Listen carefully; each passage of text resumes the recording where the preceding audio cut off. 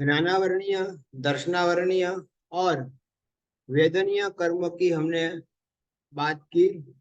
प्रथम कर्म ग्रंथ के आधार पर कैसी प्रवृत्ति से, कौन सी प्रवृत्ति से ज्ञानावरणीय, दर्शनावरणीय और अंतराय कर्म बंधता है, इसकी बात की। अब जो है नंबर आता है मोहनीय कर्म का, जो सभी कर्मों का राजा है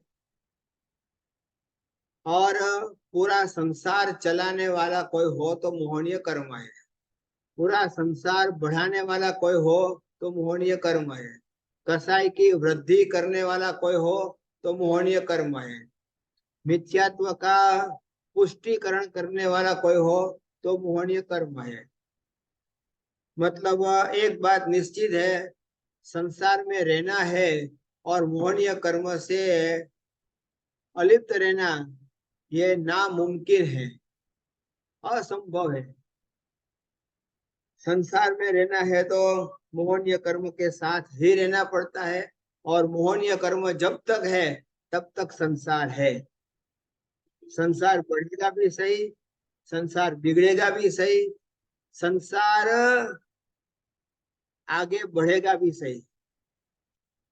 इसीलिए मोहनीय कर्म की 70 कोड़ा कोड़ी सागरोपम की बंध स्थिति होते हुए भी इसकी जो चैनल चलती है वो चैनल अनादि अनंतकालीन है। इसलिए पहला हम यहाँ पर बात करते हैं, मोहनीय कर्म बंधन की बात करते हैं। उमक देशना, उन मार्ग की देशना देना, गलत धर्म सिखाना।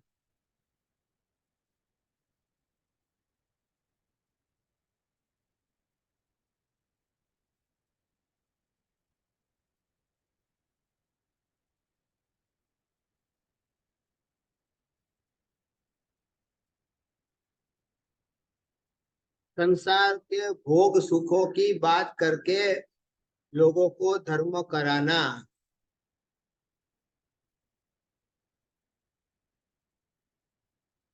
विषय कसाई संसार का कारण होते हुए भी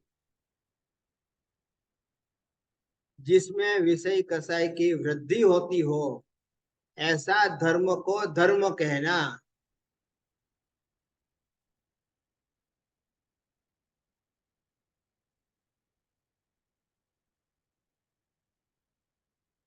उसी प्रकार से जो हेय त्याज्य है, जो त्याग करने लायक है, उसको भी कहना भाई ये तो आचरणीय है, उपादेय है। मतलब राग द्वेष की वृद्धि हो ऐसे धर्म को धर्म कहना नहीं चाहिए, परंतु दर्शन मोहनीय कर्म बंध की प्रवृत्ति में ऐसे धर्म को धर्म कहना ये है उमग देशना, उन मार्ग की देशना। गलत धर्म को सही धर्म कहना। तीसरे भोग में मरीचि ने यही तो काम किया था, कविला इत्थम्पि यहम्पि। हे कपिल, यहाँ पर भी धर्म है और वहां पर भी धर्म है। हे कपिल, मेरे पास भी धर्म है और आदिनाथ भगवान के पास भी धर्म है। मतलब एक तो है कांच का टुकड़ा और आदिनाथ भगवान का धर्म जो है वो हीरे के जैसा है। रत्नामणि, रत्नामणि चिंता, चिंतामणि रत्न से भी अधिक है। ऐसे धर्म को कांच के टुकड़े के साथ में तुलना करके एक समान बता दिया। तो ये हो गया उन्मार्ग देशना। ऐसी उन्मार्ग देशना कभी भी किसी को भी नहीं देनी चाहिए। यदि देते हैं तो दर्शन मोहनीय कर्म का बंद होगा, दर्शन मोहनीय बंधेगा। और दूसरा कहते हैं मग्ग नाशना। मग्ग नाशना मतलब सन्मार्ग का नाश करना। सन्मार्ग का नाश करना मतलब क्या हुआ, जो सही मार्ग है, जो सही धर्म है, उस सही धर्म का नाश करना। उस मार्ग की देशना न सुनना, उस धर्म में रत उस धर्म करने वाले धार्मिक व्यक्ति के पास, धार्मिक गुरु के पास न जाना, ऊपर से उनकी निंदा टीका टिप्पण करना, ये सब क्या है? सन्मार्ग का नाश करने की बात है। दूसरी बात यहाँ पर कहते हैं सम्यक दर्शन, सम्यक ज्ञान और सम्यक चारित्र।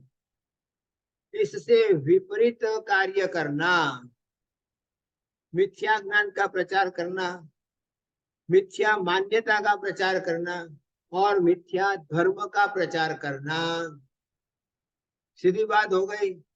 जिससे ज्ञान दर्शन चारित्र, सम्यक ज्ञान सम्यक चारित्र और सम्यक ज्ञान दर्शन चारित्र तीनों जो है जिसका अलोप हो जाए, धीरे धीरे धीरे धीरे खत्म हो जाए, इस प्रकार की प्रवृत्ति करना, ये है सन्मार्ग की आशातना, सन्मार्ग का नाश करना। इस प्रकार से यहाँ पर कहते हैं गुणों वाले, चारित्र गुण वाले, ज्ञान गुण वाले, दर्शन गुण वाले ऐसे गुणी महापुरुषों का अपमान करना, उनका विनाश करना, उनकी हत्या करना, उनका तिरस्कार करना,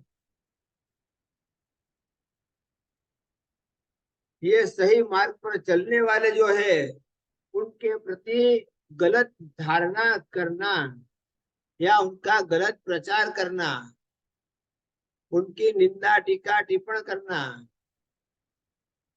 आचार्य महाराज को या साधु महाराज को पहचानते न होते हुए भी कोई आपको बात कर रहे हैं तो हाँ हाँ सही बात है, बिल्कुल सही बात है, ऐसी अनुमोदना करना भी सन्मार्ग का नाश करने बराबर है।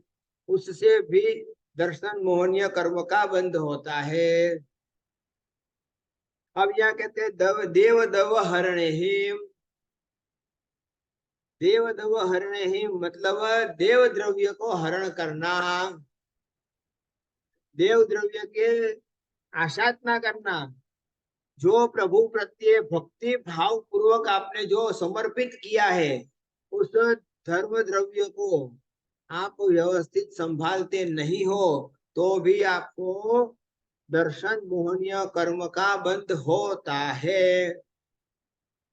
इसी प्रकार से कोई मूर्ति है, कोई प्रतिमा जी है, कोई कहाँ पर भी रही हुई हो, इसको वापस ला करके स्थापन करना, उसकी आशातना नहीं करना, उसको पैर न लगे, उसकी आशातना न हो, उस प्रकार से पूजा सेवा वगैरह करना जरूरी है।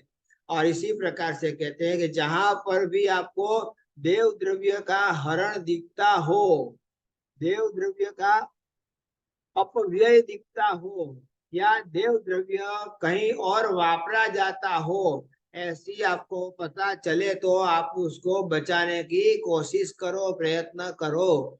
नहीं करते हो, जानकारी में आने के बाद भी नहीं करते हो तो भी आपको दोष लगता है।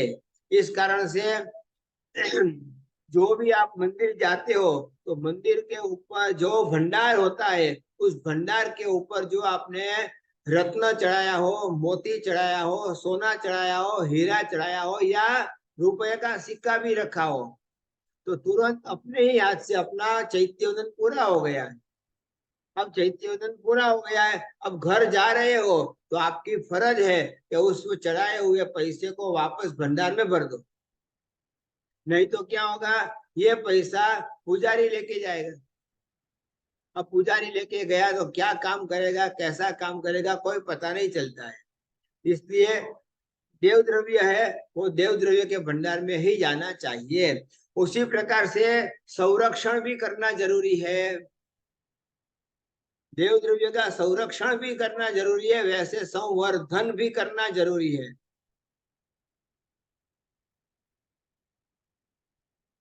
तो इस प्रकार से यहाँ कहते हैं कितना भी हो जाए, कैसा भी हो जाए, उसका भक्षण न हो, ये भी ध्यान रखना जरूरी है। यदि आप पूजा करने जाते हो, आप पूजा करते हो और पूजा करते समय भी यदि आपके नाखून में कहीं पर भी केसर रह गया है, पहली बात तो आपको कटोरी लेकर के इस तरह से ऐसे आपको अंगुली केसर में लगाना है। ऐसे आप अंगुली केसर में लगाएंगे नहीं। केसर को नख का स्पर्श हो वैसे आपको केसर लेना नहीं है। इस प्रकार से केसर लेकर के ऐसे पूजा करेंगे ताकि नाखून के अंदर भी कहीं पर भी थोड़ा सा भी केसर भरा हुआ न रहे। नहीं तो आपने हाथ बरोबर नहीं धोया और घर पर आकर के आप हाथ धोने गए या भोजन करने बैठे या कुछ भी करने बैठे, इतना सा भी केसर आपके हाथ में आ गया है और वो पेट में जाता है तो देव द्रव्य भक्षण का दोष लगता है। इस कारण से आपको ये भी ध्यान रखना है। अब किसी ने आपको देव द्रव्य के पैसे ट्रस्टी हो और ट्रस्टी होकर के आपको वहां पर संभालने के लिए दिया है, भाई अभी मैं ऑफिस तक नहीं पहुंच सकता हूँ, संघ की पेढ़ी तक नहीं पहुंच सकता हूँ, आपके घर, आपका घर बाजू में है, आपके घर में रख देता हूँ, आप जब ऑफिस जाओ मतलब संघ की पेढ़ी में जाओ तब आप जमा करा देना। ठीक है, आपने ले भी लिया, ना नहीं है, चलो अच्छी बात है।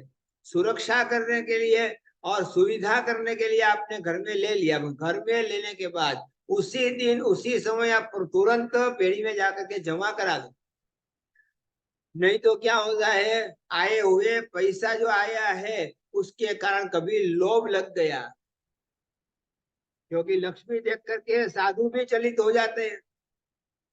ऐसी परिस्थिति हो गई और आप एक दिन आपने आलस में निकाला, 2 दिन आलस में निकाला, 3 दिन आलस में निकाला और ऐसे करते करते भूल गए तो क्या होगा, देव द्रव्य का भक्षण आपके घर में होने की शक्यता संभावना बढ़ जाती है। तो इस प्रकार से आपको ध्यान रखना है।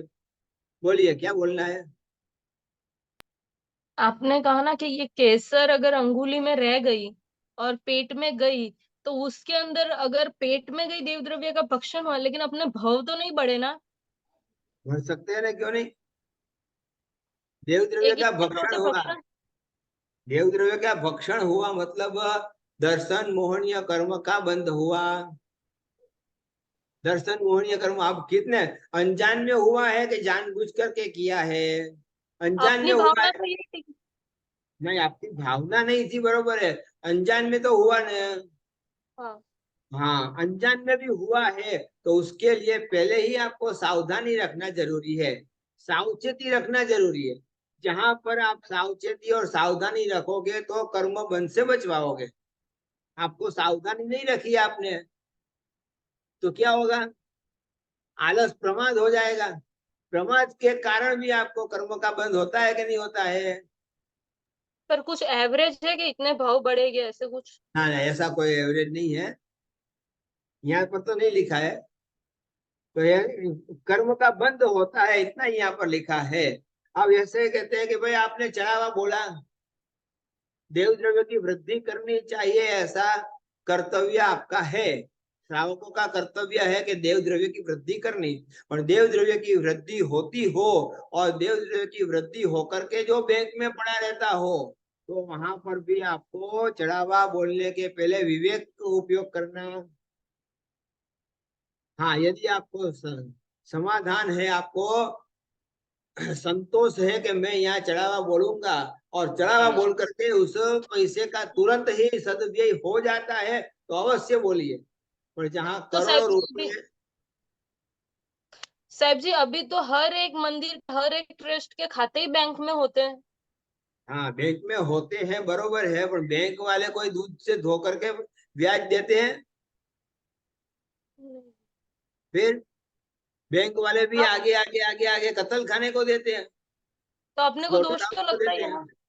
हाँ, पाप लगता ही है। तो वो फिर वो चढ़ावे बोलने वाले को जितना पाप नहीं लगेगा उससे ज्यादा चढ़ावे की रकम की व्यवस्था करने वाले ट्रस्टियों को पाप ज्यादा लगेगा। संघ को लगेगा चढ़ावे मतलब ये। चढ़ावे बोल करके लक्ष्मी की वृद्धि करने का सबसे बड़ा कारण क्या था। एक जमाना था कि जिस जमाने के अंदर मुस्लिम लोगों ने हमारे मंदिर मूर्ति वगैरह नष्ट कर दिया था। मंदिर मूर्ति को नष्ट करके उनको तहस नहस कर देते थे। उस समय मंदिर मूर्ति की सुरक्षा करने के लिए ये चढ़ावा की शुरुआत हुई है। और चढ़ावे की शुरुआत हुई और पैसे आए तो आपका लक्ष्य बनना चाहिए, कैसे भी हो, कितना भी हो, आपको दूसरे जहां मंदिर बन रहा है वहां पर आप उसको डिस्ट्रीब्यूट कर दो, दे दो वहां पर। वो लक्ष्य ट्रस्टियों का होना चाहिए। भाई हमारे लिए साल भर का इतना खर्चा है, इतने खर्चे में हमारा कार्य चल रहा है, तो फिर आगे का जो रकम है वो बैंक में न रखते हुए किसी ट्रस्ट को दे दिया, उनका कार्य पूरा हो गया, मंदिर का कार्य पूरा हो गया, मूर्ति का कार्य पूरा हो गया, सब कार्य पूरे हो जाएंगे। इसी तरह से एक से दूसरा, दूसरे से तीसरा, तीसरे से चौथा, इस तरह से इस दुनिया के अंदर धरती के ऊपर मंदिरों की नगरी बन जाएगी। आपने तो देखा शायद जी ये जो बैंक के खाते, संघ के जो खाते बैंक में होते और अपने भी बैंक में समझो कि खाता है इन ग्रस्त लोगों का, तो फिर इन लोगों को किस चीज का उपयोग रखने का फिर खाते में? फक्त खाता में पैसा रखना ना नहीं है, परंतु एक नंबर का आपको व्यवहार करना है, चेक वगैरह देना है तो चेक दे करके उसमें से पैसे विड्रॉ करके दे देने का, आगे से आगे, आगे से आगे कर देने का। हम लोग देव दर्शन सोसाइटी अपना किलपाक मतलब मद्रास, मद्रास के अंदर हम लोग गए थे, तो वहां पर हमने थोड़ी सी योजना की बात रखी, भाई 15 लाख की हमारी योजना है और ये हमारा मंदिर बन रहा है, उसमें आपके नाम की तख्ती लगेगी, संघ के नाम की तख्ती लगेगी। तो विचार करके मीटिंग करके ट्रस्टी लोग हमारे पास में आए और हमको कहा, गुरुदेव ये आपके सामने बैंक का अकाउंट आपके सामने है, आप देख लीजिए, इसके अंदर 6 लाख ने कुछ चिल्लर पैसे हैं, 15 लाख है ही नहीं हमारे पास, परंतु हमको मालूम है पर्यूषण आने वाले हैं और पर्यूषण में इनकम होने वाली है, हमको पता है, इसलिए हम आपकी 15 लाख की ये योजना एडोप्ट कर लेते हैं। अभी आपको 6 लाख दे देंगे, पर पर्यूषण जैसे पूरा हो जाएगा, लोगों के पैसे आने लगेंगे, तो बाकी के पैसे आपको भेज देंगे। मतलब क्या हुआ, बैंक अकाउंट में पैसे ही नहीं रखे, आवश्यकता ही नहीं है। रोज रोज रोज रोज जो चढ़ावे बोलते हो, तो रोज रोज जो चढ़ावे बोलते हो उसकी भी इनकम तो होती ही है, लोग स्वस्तिक निकाल करके उसके ऊपर भी पैसे रखते हैं, उसकी भी इनकम होती है। तो कहने का मतलब ये है कि मंदिर के आवश्यकता अनुसार जितनी जरूरत है उतने पैसे जरूर बैंक में रखो, वो एक नंबर आपको करना है व्यवहार, तो पुजारी को भी चेक दे करके पैसे वहां से निकाल लेने का। जितना ज्यादा से ज्यादा बैंक में आपके पैसे पड़े होंगे, वो बैंक वाले भी कोई दूध से धो करके ब्याज देता नहीं है, वो भी कत्ल खाने में वगैरह में उसका उपयोग होता है, स्लॉटर हाउस में उपयोग होता है, अंडों की लारियों के ऊपर इसका उपयोग होता है। इसी प्रकार से मांसाहार की अहिंसा नहीं, हिंसा बढ़ती रहती है। इसलिए खास करके विचार आपको यही करना है, कैसे भी करके आपको व्यवस्थित व्यवस्था करना है। उसी प्रकार से यहाँ कहते हैं, कितना भी हो जाए, शक्ति होते हुए भी आपने देव द्रव्य की उपेक्षा की, तो भी आपको शक्ति आपके पास है, आप ट्रस्टियों को समझा सकते हो, आप ट्रस्टियों को बोल सकते हो, आप ट्रस्टियों को 2 शब्द कह करके उस पैसे का सदुपयोग करा सकते हो, तो आपको करना ही चाहिए, आपका कर्तव्य होता है, और कर्तव्य का आप पालन करके भी दर्शन मोहनीय कर्म से बच सकते हो। इसी प्रकार से कहते हैं यहाँ पर, जो कोई बार ऐसा भी करते हैं, देव द्रव्य का पैसा जो है बैंक में पड़ा हुआ है, मतलब ट्रस्टी के रूप में है, तो उसका ओवरड्राफ्ट लेते हैं, मतलब देव द्रव्य की रकम जो इतनी बड़ी पड़ी है, 3, 4, 5, 10 करोड़ की इनकम पड़ी है और रकम पड़ी हुई है, उससे ओवरड्राफ्ट लेकर के भी उसका वापर करते हैं लोग, तो ये गलत है, ऐसा करना नहीं चाहिए इत्यादि। यहाँ पर आपको समझना है कि परंपरा जो चल रही है, उस परंपरा को तोड़ करके भी आपको धीरे धीरे धीरे धीरे समझना कि देव द्रव्य में आवश्यकता नहीं है, वहां पर साधारण खाते में आवश्यकता रहती है। सभी संघों के अंदर साधारण खाते में सबसे कम से कम आवक होती है और सबसे ज्यादा खर्चा भी साधारण खाते का होता है। देव द्रव्य का ज्यादा खर्चा नहीं होता है, खर्चा होता है साधारण का। और जहां साधु साध्वी आते हैं वहां वयावच का खर्चा होता है। तो आपको ये समझना है कि भाई मैं लाख रुपए का चढ़ावा देव द्रव्य में बोलूं या लाख रुपया मैं साधारण खाते में लिखाऊं।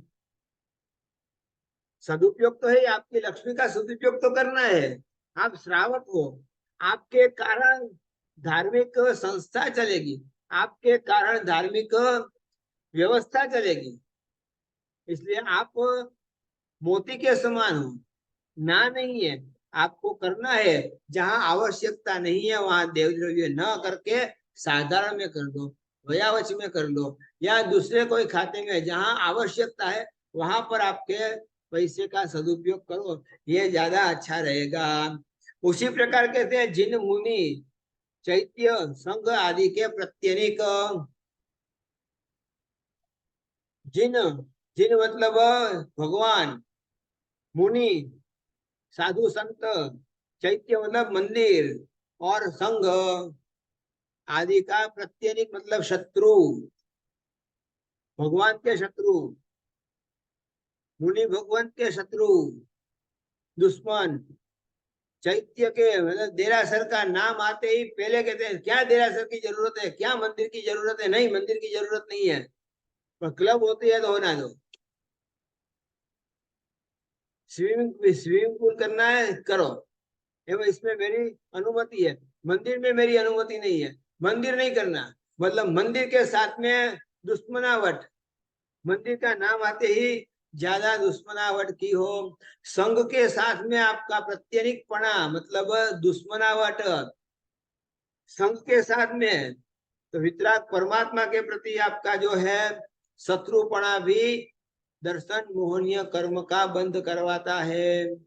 पंच महाव्रतधारी साधु संतों के प्रति भी आपका सम्मान न हो, बहुमान न हो, तिरस्कार हो, अपमान हो, निंदा टीका टिप्पण कुथली करते रहते हो। ये साधु ऐसे, वो साधु ऐसे, ये ऐसा नहीं, वो ऐसा। अरे भाई वो जैसे है वैसे है ना, नहीं है। परिवार को, परिवार का त्याग किया है, तपस्वी है, त्यागी है, विहार कर रहे हैं, जो भी है आपसे एक कदम आगे बढ़े हुए हैं। आपसे हो सके तो अनुमोदना करो, न होती है तो मेहरबानी करके किसी की निंदा टीका टिप्पण मत करना। इसी प्रकार से कहते हैं। हाँ, दूसरी बात, आपको मालूम पड़ गया कि ये साधु महाराज या साधु जी महाराज ऐसे हैं, चारित्र में कमजोर है, तो उस समय उसकी चर्चा चोरे चौटे न करते हुए डायरेक्ट गुरुदेव के पास जाना, हाथ जोड़ करके मथे वंदनामी कह के वंदन करके विनय पूर्वक बोलना, गुरुदेव आपको ये शोभा नहीं देता है, गुरुदेव आप ऐसा करोगे तो हमारे जैसे गृहस्थी कहाँ जाएंगे। आपका आलम्बन लेकर के हम ज्यादा से ज्यादा धर्म करने का सोच रहे हैं और आप ही ऐसा करोगे। ऐसे प्रेम पूर्वक, ऐसे विनय पूर्वक, नम्रता पूर्वक आप उनको दो शब्द कहते हो, कहो ना, नहीं है, कहना ही चाहिए। परंतु बाजार में कहीं इसकी चर्चा नहीं होनी चाहिए, कहने के बाद भी आपकी चर्चा नहीं होनी चाहिए। देखो मैं उस साधु महाराज को ऐसे बोल के आया, मैं उनको ऐसा बोल के, नहीं, कभी भी ऐसा भी अभिमान मत करना। साधु महाराज को सुधारना, साधु जी महाराज को सुधारना आपका, आपकी फर्ज है, कर्तव्य है, ना नहीं है। परंतु उसमें भी आपको पहले 12 व्रतधारी शुद्ध श्रावक श्राविका होना चाहिए। आपका भी गृहस्थपना में से एक कदम ऊंचा उठ करके आपको भी ऐसे 12 व्रतधारी श्रावक श्राविका बनना पड़ेगा। तो आपके अंदर वो हिम्मत आएगी, तभी आपके अंदर वो खुमारी आएगी, और खुमारी आने के बाद आप साधु साध्वी को भी दो शब्द कह सकते हैं। इसी प्रकार से कहते हैं भाई, किसी भी प्रकार के संघ के साथ कभी भी दुश्मनावट मत करना। हो सके वहां तक संघ के कार्यों में आप जो है अनुमोदना करो, सहायक बनो, सहयोग करो। परंतु लगे कि मेरा यहाँ सम्मान नहीं हो रहा है इसलिए मैं संघ का ही दुश्मन बन जाऊं, नहीं, ऐसा कभी भी मत करना, कभी भी नहीं होना चाहिए। बेंगलोर की बात कहूं मैं, एक श्रावक थे, सब कुछ कार्य हो गया, मंदिर नीचे उतार लिया, मंदिर रिनोवेशन करना था, मतलब डिमोलिश करके नया मंदिर बनाना था, सब कुछ करा लिया, परंतु 8-8 साल तक एक श्रावक जो है, एक ही श्रावक पूरे संघ को परेशान करता रहा। कोर्ट में गया, कचहरी में गया, वहां पर केस किया, 8-10 साल तक उसने संघ को इतना परेशान कर दिया, इधर मंदिर उतार दिया है, मंदिर पूरा डिमोलिश कर दिया है। ऐसी परिस्थिति में भी उसने दुश्मनावट नहीं छोड़ी, मतलब नहीं छोड़ी। तो ऐसा कभी भी नहीं करना चाहिए। संघ के साथ, मंदिर के साथ, उपाश्रय के साथ, धर्म स्थानों के साथ, गुरुदेवों के साथ कभी भी दुश्मनावट का भाव लाना नहीं, नहीं तो दर्शन मोहनीय कर्म का बंध होगा। जितनी तीव्रता से आप कर्म की प्रवृत्ति करोगे, उतनी तीव्रता से आपको बंध स्थिति पड़ेगी। इसलिए खास यहाँ पर कहा। और कहते हैं आदि गाथा के अंदर कहा है, तो यह कहते हैं श्रुतज्ञानी हो, सिद्ध परमात्मा हो, वडील हो, सुपूज्य हो, और कहते हैं तीर्थ स्थान हो, तीर्थ है, बड़े बड़े तीर्थ है, तीर्थों की रक्षा भी आपकी फर्ज है कि नहीं है? आपके घर की तो रक्षा आप कर लेते हो, पर तीर्थों की रक्षा कौन करेंगे? सबको मिलकर के तीर्थ रक्षा भी करनी चाहिए। इस तरह से यहाँ तत्वों की निंदा, टीका, विरोध, विनाश करने से भी जीव ये दर्शन मोहनीय कर्म बांधता है। ख्याल आया? उसके बाद में आया अभी दुविहम चरण मोहम, चारित्र मोहनीय कर्म, दर्शन मोहनीय और चारित्र मोहनीय, दो प्रकार का मोहनीय कर्म है। उसमें आया अब चारित्र मोहनीय कर्म बंध के हेतु कौन से हैं, उसकी बात यहाँ पर करते हैं। कसाय हासाई विषय विवश मनो बंध, हाँ, मतलब दो प्रकार का चारित्र मोहनीय कर्म है, कसाय और हास्यादि षटक। कसाय और नो कसाय मैंने बताया था ना आपको। कसाई और हास्यादि जो मैंने बताया था, उसके अंदर कह रहे हैं कि भाई कसाई मतलब क्रोध मान माया लोभ। अब किसके साथ करते हो क्रोध मान माया लोभ का आचरण, किसके साथ करते हो ये भी देखना जरूरी है। साधु संतों के साथ करते हो, गुरुदेवों के साथ करते हो, मूर्ति के साथ करते हो, चैत्योदन करते समय चैत्योदन करने वालों के साथ करते हो, दर्शन के उपकरण के साथ करते हो, कैसे करते हो, क्या करते हो, वो सब आपको देखना जरूरी है। इसी प्रकार से यहाँ पर कहते हैं कि ये चारित्र मोहनीय कर्म भी बंधेगा। ज्यादा हास्य ठट्ठा मस्करी बिन जरूरी, जहाँ कोई आवश्यकता नहीं है वहां पर ठट्ठा मस्करी नहीं करना। कोई अपंग को देख करके भी आपने उसकी अपंगता को लक्ष्य बना करके यदि आपने ठट्ठा मस्करी की तो समझ लो कि ये भी आपको चारित्र मोहनीय कर्म का बंद कराएगी। चारित्रधारी ऐसे साधु संतों की आपने यदि निंदा टीका टिप्पणी की तो चारित्र मोहनीय कर्म का बंद होगा। श्रीपाल महाराजा के पूर्व भव में श्रीकांत महाराजा थे, और श्रीकांत ने वहां पर चारित्रधारी साधुओं को ये टकला कहाँ से आ गया, ये टकला कहाँ से आ गया, ऐसा करके मेरे गांव में आता है, मेरे राज्य में आता है, शांति से सुख से चैन से किसी को रहने नहीं देता है, उपवास कराता है ना, आमिल कराता है ना, ऐसा करता है वैसा करता है, ये मुंडिया कहाँ से आ गया। अब मैं शिकार करने के लिए निकला हूँ, ये मुंडिया आया है बीच में, मतलब मुझे शिकार भी नहीं मिलेगा। साधु संत को ये दर्शन पुण्य के हेतु होता है। साधुनम दर्शनम पुण्यम, साधु के दर्शन पुण्य हेतु होता है, परंतु मिथ्यात्वी जो है मिथ्यात्व मोहनीय कर्म से ग्रस्त ऐसा श्रीकांत राजा जो है साधु को देख करके अपशुकन मानता है, अपशुकन मानता है। कैसे भी करके उसको परेशान करने के सोचता है। एक बार गया हुआ है, जंगल में गया है शिकार करने के लिए। साधु महाराज पेड़ के नीचे आराम से आत्म साधना कर रहे थे। देखा उसने, ये साधु महाराज आ गए, 1 घंटा हो गया, 1.5 घंटा हो गया, अभी तक मुझे कोई शिकार मिला नहीं। मतलब यह अपशुकन है, इनका ही अपशुकन होता है।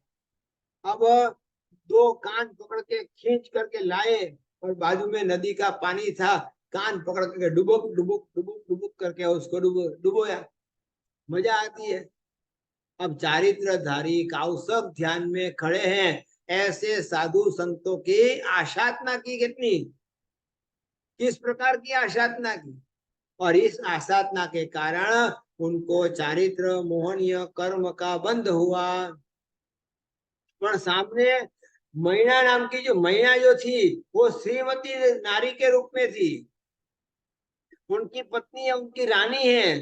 पर रानी जो है वो धर्म ध्यान आराधना करने वाली नवपत की आराधना करती है, सब कुछ करती है। और जैसे भी मालूम पड़ता है, जैसे राज दरबार में पहुंचते हैं, राज दरबार में नहीं, राज दरबार के प्रवेश द्वार पर पहुंचते हैं, तुरंत पत्नी सामने आती है। पतिदेव, स्वामीनाथ, आज कौन सा काम करके आए, आज क्या बहादुरी करके आए। अरे कुछ नहीं, भूख लगी है, चल तू अंदर। नहीं, पहले मुझे बताओ, आज कोई साधु संतों की आशाधना तो नहीं की ने। अब घर वाली होती है तो ऐसी होनी चाहिए, बरोबर उसका हिसाब ले। आज धंधे में कितना झूठ बोला, आज धंधे में झूठ बोल के कितना रुपया कमाया। आपको तो एक साड़ी ला करके दी, मतलब हाँ बस, ऐसा नहीं करना। धर्म पत्नी नाम दिया है, धर्म के साथ में आपका संबंध रहा हुआ है, धर्म पत्नी कहा है, कर्म पत्नी नहीं कहा है। तो धर्म पत्नी कहा है, कौन सा पाप किया, कैसा पाप किया, कितना पाप किया, और किस प्रकार से पाप करके 18 पाप स्थानक का सेवन करके आपने पैसे कमाया है। अभी आपका कार्य है कि उनका सदुपयोग कैसे हो, सदव्यय कैसे हो, धर्म के मार्ग पर आप भी और आपके साथ में आपके पतिदेव भी, उनको भी साथ में जोड़ते जाओ। चलो भाई, आज मैंने ये लाभ लिया है, आपको सिद्ध चक्र पूजन में आना है। आज मैंने ये काम किया है, आपको यहाँ आना है। आज मैंने ऐसा किया है, आपको आना है। उनको भी साथ में जोड़ते जाओ। और उसी प्रकार से श्रीमती ने श्रीकांत राजा को व्यवस्थित जोड़ते गए, तो उनकी श्रद्धा तो बन गई, श्रीकांत की श्रद्धा बन गई। दूसरे भाव में श्रीपाल बनता है, ना नहीं है, मैना बनती है। मैना और श्रीपाल दोनों साथ में पति पत्नी बनते हैं। परंतु पति पत्नी बनने के बाद भी पतिदेव जो है, श्रीपाल जो है, मैना सुंदर जी को अपने धर्म गुरु मानती है, मानते हैं। विचार कर लो, पतिदेव पत्नी को गुरु मानते हैं। मतलब मुझे धर्म के मार्ग पर कुछ ज्ञान नहीं है, मैं कुछ समझता नहीं। तू कहेगी वहां मैं टीका कर दूंगा, तू कहेगी वहां मैं बैठ जाऊंगा, तू जैसा कहेगी वैसा मैं कर लूंगा। परंतु तू मेरी गुरु बन करके साथ में रहना। विचार करो, इतना सा भी भाव उनका था। इनका श्रीकांत राजा का पत्नी हो तो क्या हो गया, आखिर मेरे लिए सही सोच रही है, अच्छा सोच रही है।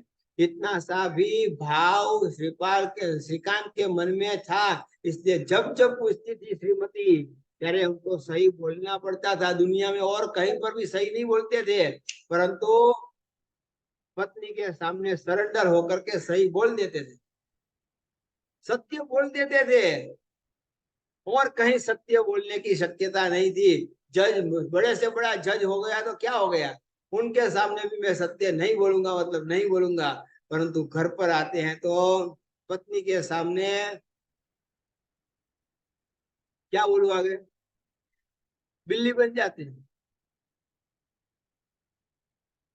सेवक बन जाते हैं, एकदम नम्र बन जाते हैं। हाँ भाई, तू जैसा कहेगी वैसा, भाई तू छोड़ मुझे, तू भोजन दे दे मुझे छोड़ यहाँ से। नहीं छोड़ूंगी नहीं, मेरे बोलो क्या किया है आपने।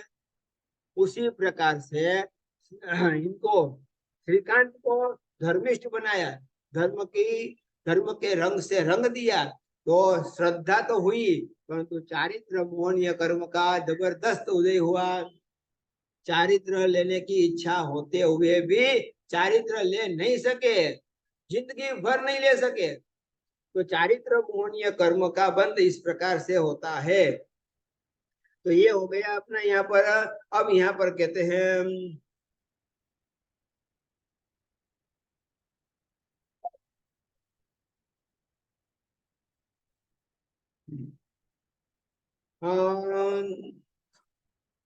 बंदई निर्याऊ महा रंभ परिगहो वृत्तो, मतलब यहाँ पर कहते हैं कैसे भी हो, तो निर्य निर्य मतलब नरक गति का आयुष्य, आयुष्य कर्म की बात आती है। मोहनीय कर्म की बात पूरी कर, अब हम प्रवेश करते हैं आयुष्य कर्म में। तो सबसे पहला आयुष्य कौन सा लिया है? नरक आयुष्य। नरक का आयुष्य कैसे बनता है? नरक आयुष्य बांधने के कौन से निमित्त है? तो यहाँ कहते हैं बंदे महारंभ परिग्रहो, महा आरंभ समारंभ, बड़ी बड़ी फैक्ट्रियां चलाना, बहुत बड़ी बड़ी फैक्ट्रियां चलाना जिसमें आग भी ज्यादा हो, जिसमें पानी का भी व्यापार ज्यादा हो, जिसमें जीव हिंसा का व्यापार सबसे ज्यादा हो। आप विचार कर लो, प्लास्टिक की बड़ी बड़ी फैक्ट्रियां चलती है, अपने गैस सिलेंडर बनाने की बड़ी बड़ी फैक्ट्रियां चलती है, कितनी बड़ी बड़ी फैक्ट्रियां होती है। अब विचार कर लो, इतनी जाड़ी सीट जो है लोहे की, उसको गर्म करना और गर्म करके उसी समय उसको बेंड करना, कोई अग्निकाय के जीवों की कितनी भयंकर हिंसा होती होगी। उसकी अनुमोदना करना या उसकी फैक्ट्रियां चलाना, इस प्रकार के सोने की खदान में काम करना या सोने की खदान चलाना, और इसी प्रकार से कहीं पर भी आप जाओगे, महा आरंभ समारंभ, बहुत बड़े बड़े पाप के कार्य करना, जिसमें निष्ठुरता, जिसमें निर्दयता का परिचय हो। ये कत्ल खाने जो चल रहे हैं, ऑटोमेटिक स्लॉटर हाउस चलते हैं, 24 घंटे में 25-25 हजार बड़े बड़े जानवरों को काट करके खून अलग करते हैं, मांस अलग करते हैं, चमड़ी अलग होती है और हड्डियां अलग होती है, सब ऑटोमेटिक होता है। ऑटोमेटिक एक जगह से गाय को डालते हैं, अपने आप सब के अंदर डिवीजन हो जाता है। मतलब घंटे तो 24 है, और 24 घंटे के अंदर 20-25-30 हजार जानवर को खात्मा कर देते हैं। आप विचार कर लो, मतलब ऐसे स्लॉटर हाउस तो आप देख भी नहीं सकते हो, देखना भी आपके लिए नामुमकिन है, असंभव है, परंतु ऐसे भी लोग हैं जो इसको चलाते हैं। निर्दयता इतनी जबरदस्त होती है कि जिसके अंदर दया का अंश मात्र नहीं होता है।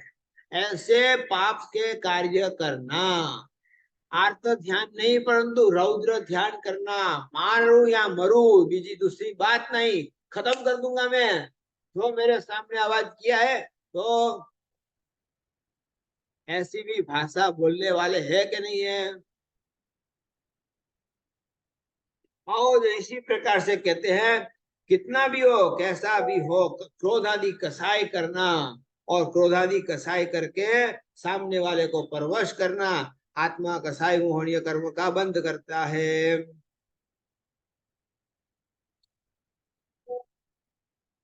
और यहाँ पर महाआरंभ समारंभ, आसक्त कत्ल खाना और ज्यादा हिंसा वाले कारखाने चलाना, बड़ी बड़ी मिलें चलाना, और अतिशय धन धान्य आदि जो परिग्रह है, धन धान्य आदि जो परिग्रह है, उस परिग्रह के अंदर आसक्त रहना, आसक्ति आपकी ज्यादा हो,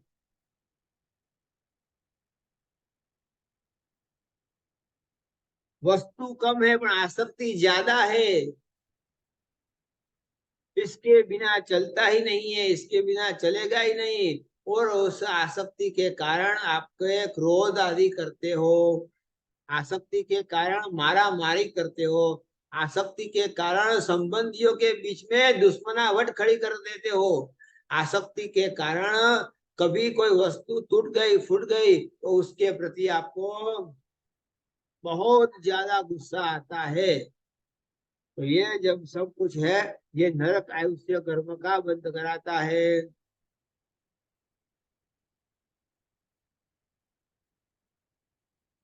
और रौद्र परिणामी, रौद्रता, बहुत ज्यादा रुद्रता हो। शंकर महाराज, शंकर भगवान का भी एक नाम रुद्र है, क्या जाने क्यों भाई रुद्र, रुद्र नाम क्यों दिया गया इनका? तांडव नृत्य कर सकेंगे, वो तांडव नृत्य करेंगे तो पूरी सृष्टि का सत्यानाश हो जाएगा, विनाश हो जाएगा। नटराज है, नटराज बन करके नृत्य करेगा तो मतलब विचार कर लो उनकी रौद्रता कितनी बढ़ेगी, रुद्रता कितनी बढ़ेगी, और किस प्रकार की रुद्रता आएगी। पूरे सत्यानाश करना है, पूरे संसार का नाश करना है। अब कितने जीवों की हिंसा होगी, किस प्रकार के जीवों की हिंसा होगी। वापस नई सृष्टि का सर्जन करना है ना, नहीं अरे नई सृष्टि का सर्जन पति बाद में करना, पहले आपको, आपने इतना बड़ा आपने पाप किया, इतनी रौद्रता के साथ बात पाप किया है, तो कहते हैं कि ऐसे रुद्र परिणामी जो होते हैं वो नरकगामी होते हैं, नरक में से आया है वापस नरक में जाएगा। और भयंकर कसाई के आवेश वाला हो, पंचेंद्रिय जीवों की हत्या करने वाला हो। और कहते हैं पंचेंद्रिय जीवों की हत्या, मनुष्य की भी हत्या हो, और छोटे बड़े बच्चों की भी हत्या हो, और इसी प्रकार से परिणाम में रक्तता हो, रुद्रता हो, और रौद्र ध्यान हो, बार बार एक ही हो, कृष्ण लेसिया में जिंदा हो, कैसा भी हो, मौका मिले तो खत्म कर दूं, मौका मिले तो खत्म कर दूं। अरे भाई क्या कर रहे हो? राजा को मारने के लिए गृहस्थी में से साधु बन गए, और साधु बनने के बाद भी विचार क्या है राजा का, कब मैं खून कर दूं, राजा को कैसे समाप्त कर दूं। विनय करते हैं, वयावच करते हैं, साधुओं की वयावच करते हैं, बहुत अच्छी तरह से संयम पालते हैं, पर किस लिए पालते हैं? सिर्फ राजा के हत्या का मौका ढूंढने के लिए। मायावी वृत्ति से, मायावी वृत्ति से सब कुछ अच्छा करता है, गुरुजनों का प्यारा शिष्य बन गया, गुरुजनों का प्रिय शिष्य बन गया ना नहीं है, परंतु आखिर राजा जब आया न, उसको मिला, जैसे भी आपको ये मौका मिला, मौका मिलते ही राजा को खत्म कर दिया, और जैसे ही खत्म किया साधु जीवन छोड़ करके भाग गया। तो इस प्रकार से कभी भी रौद्रता, कृष्ण लेसिया में जीना नहीं है। ऐसे आपको यहाँ पर नरक गति का आयुष्य कैसे बांधते हैं उसका मैंने वर्णन किया।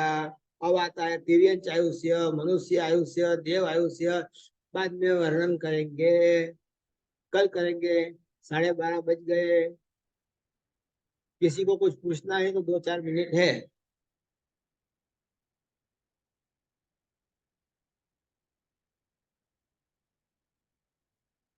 किसी को कुछ पूछना है?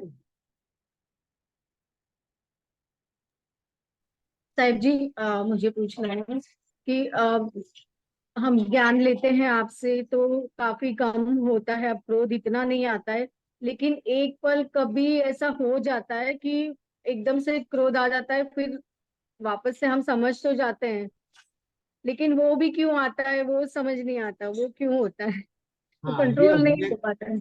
वो होने का कारण क्या है? कसाई मोहनीय कर्म बांध करके आए हो, बंधा हुआ है, पूर्व के जन्मों में बांध करके साथ में लेके आए हो, तो उसका उदय होता ही है, उसका उदय होता है। तो उदय के कारण आपको समझना है कि भाई उदय हुआ है, सामने आया है, तो क्या करूं?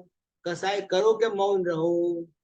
उस समय विवेक का थोड़ा सा उपयोग कर लेना, उस समय थोड़ा सा ज्ञान का उपयोग कर लेना, ज्ञान का उपयोग करके स्थान परिवर्तन कर देना। स्थान परिवर्तन करके भी आप कसायों को समन कर सकते हो, या तो जाप करने बैठ जाओ, या मंदिर चले जाओ, या साधु संतों के पास चले जाओ। ऐसे परिस्थिति में स्थान परिवर्तन करके दूर निकल जाओ, ताकि क्या हो गया, जो क्रोध आया, आपके मन में भी क्रोध आया हुआ है और सामने व्यक्ति नहीं है, तो आपका क्रोध आपके मन में ही शांत हो जाएगा। तो कोई ना कोई उपाय तो करना पड़ेगा। कसाई मोहनीय कर्म उदय में आया है, इतना भी डायग्नोसिस हो गया ना, डायग्नोसिस होते ही आप उसमें से बचने के अनेक प्रयोग कर सकते हो। ठीक है।